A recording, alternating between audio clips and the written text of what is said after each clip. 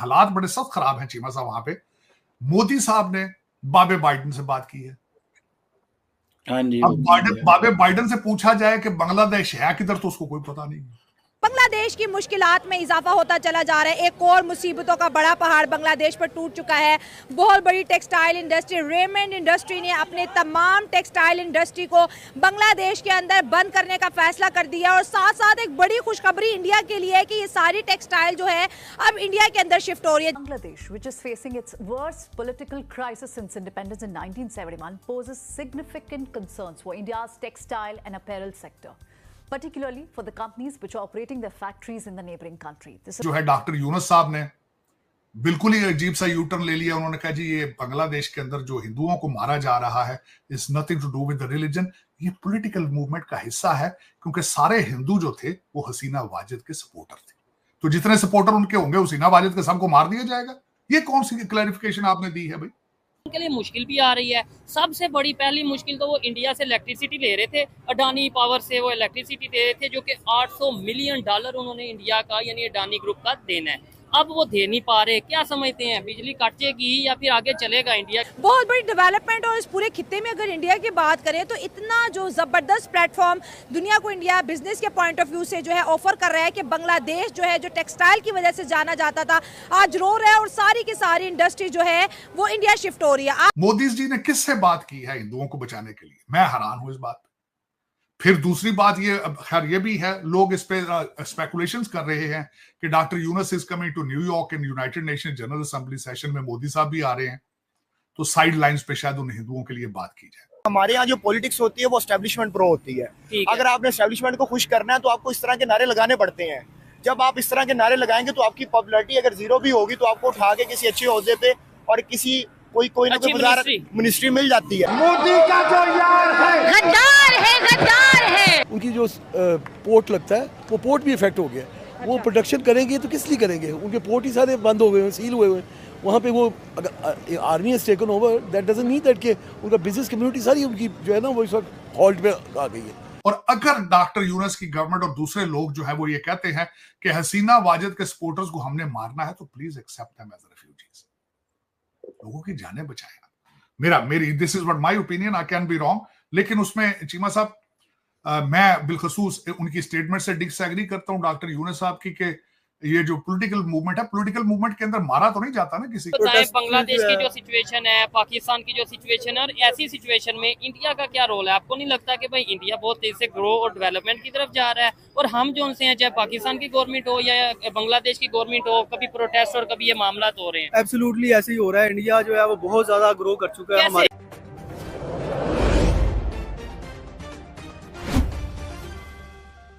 जो है डॉक्टर यूनुस साहब ने बिल्कुल ही अजीब सा यू टर्न ले लिया। उन्होंने कहा जी ये बांग्लादेश के अंदर जो हिंदुओं को मारा जा रहा है is nothing to do with the religion, ये पॉलिटिकल मूवमेंट का हिस्सा है, क्योंकि सारे हिंदू जो थे वो हसीना वाजिद के सपोर्टर थे।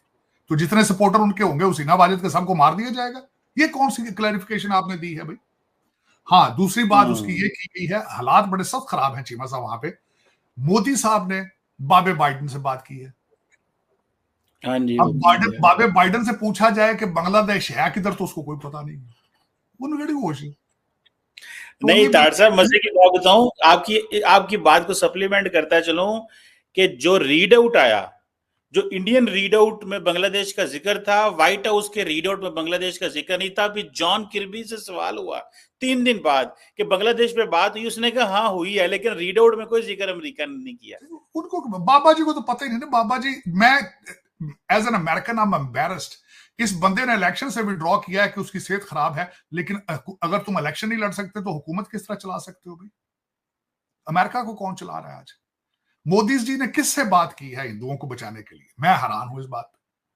फिर दूसरी बात ये, खैर ये भी है, लोग इस पे स्पेकुलेशंस कर रहे हैं कि doctor Yunus is coming to New York in United Nation General Assembly session में मोदी साहब भी आ रहे हैं, तो साइड लाइंस पे शायद उन हिंदुओं के लिए बात की जाए। दूसरी सितम जरीफी यह है कि वो हिंदू सारे भाग कर बांग्लादेश से इंडिया जाना चाहते हैं, लेकिन बॉर्डर के ऊपर रोक दिया गया उनको। मैं कभी अपने पांव उनके शूज में डालता हूं कि मैं भाग कर कहीं रिफ्यूज लेने की कोशिश करूं और बॉर्डर पे रोक लिया जाए और पीछे मारने वाले हों और आगे घुसने, तो हालात देखें कैसे। रोहिंग्या मुसलमानों के हालात क्या है, अगर उनके भी सोचा जाए तो उनके भी हालात ऐसे, लेकिन गलत है। इस पे इंडिया को एक्शन लेना चाहिए। इंडिया ने एक्शन जब 1971 में आपने लिया था, मुफ्ती बानी को सपोर्ट किया था, उस वक्त भी सर्कमस्टांसेस यही थे। आज भी आपको चाहिए बॉर्डर खोले, और अगर डॉक्टर यूनस की गवर्नमेंट और दूसरे लोग जो है वो ये कहते हैं कि हसीना वाजिद के सपोर्टर्स को हमने मारना है, तो please accept them as refugees, लोगों की जानें बचाएं। मेरी this is what my opinion, I can be wrong, लेकिन उसमें चीमा साहब मैं बिलखसूस उनकी स्टेटमेंट से डिसएग्री करता हूं डॉक्टर यूनस साहब की, कि ये जो पॉलिटिकल मूवमेंट है, पॉलिटिकल मूवमेंट के अंदर मारा तो नहीं जाता ना किसी को, ये तो रिलीजियस है, आप you can not deny it. फिर एक दूसरा ये कि फिर उसको बार बार कहा जाता है कि उनके ऊपर 89 चार्जेस मर्डर के डाल दिए गए हैं हसीना वाजिद के, और उनको कह रहे हैं जी मुसलसल हमारे हवाले किया जाए। अजीब सी सूरत हाल है। लेकिन मोदी साहब ने बाइडन से बात, जिस तरह मैंने कहा कि उनको रिक्वेस्ट की है हिंदुओं के हालात पे, लेकिन कोई अभी तक पेशरफ्त नहीं हुई है। बल्कि ये वाकया जो मैं आपको, जिसकी मैंने मंडल साहब की बात की, तो रिसेंट अभी फ्रेश कल की बात, लेकिन ज्यादती है, एलिगेशंस है, ब्लास्फेमी जो है, खासकर कई ममालिक में इसका गलत इस्तेमाल किया जाता है, लेकिन इस बड़ा सेंसिटिव मैटर है, बड़े एहतियात के साथ डील करना चाहिए। Let the judicial system take their course, उसके अंदर गवाहियां होनी चाहिए, एविडेंस होनी चाहिए, तब सजा होनी चाहिए किसी को, वरना सिर्फ कहने कहलाने पे किसी की जान को इस तरह। बल्कि आपको पता होगा पाकिस्तान में हमेशा वो जो केपीके के अंदर भी वाकया हुआ था, सियालकोट का एक बंदा था, मैं उसको भी मुजफ्फर करता हूँ कि लोगों ने कानून को अपने हाथ में लेकर उसका मर्डर कर दिया था। इंतहाई अफसोस की बात है। गवाहियान होने चाहिए, शहादतें होनी चाहिए, कोर्ट को डिसीजन लेना चाहिए, और फिर उसका फैसला होना चाहिए। डॉक्टर साहब, दो छोटे छोटे पॉइंट डिस्कस कर दें आखिर में। एक तो भारत ने वो अग्नि-4 का तजर्बा किया है कि मिसाइल है, बैलिस्टिक मिसाइल है। डॉक्टर साहब, भारत मिसाइल पे मिसाइल के तजर्बे कर रहा है क्या? कई लोग कहते हैं सिक्योरिटी है, कई लोग कहते हैं प्रेस्टीज फैक्टर की तरफ चल पड़ा है, और दूसरा वो जो मुशर्रफ साहब का जो आबाई जमीन है, वो कहा जा रहा है वो हुकूमत बेच रही है, उसकी कीमत 40 लाख है प्रॉपर्टी की, लेकिन लोग 1.5 करोड़ में डॉक्टर साहब वो खरीदने को तैयार है मुशर्रफ साहब के नाम की वजह से। तो ये एक, बल्कि मैं उस पे चीमा साहब, मैंने वो खबर यूपी के अंदर पढ़ी है, और आज तक वैसे वो जो मुशर्रफ साहब थे, न्यू दिल्ली में पैदा हुए थे बिफोर पार्टीशन, उनके मुशर्रफुद्दीन उनके वाले साहब का नाम था, लेकिन वो आज तक उस एरिया में यूपी में रहे नहीं। इनके अंकल थे, वो वहां पे रहे हैं कुछ अर्सा।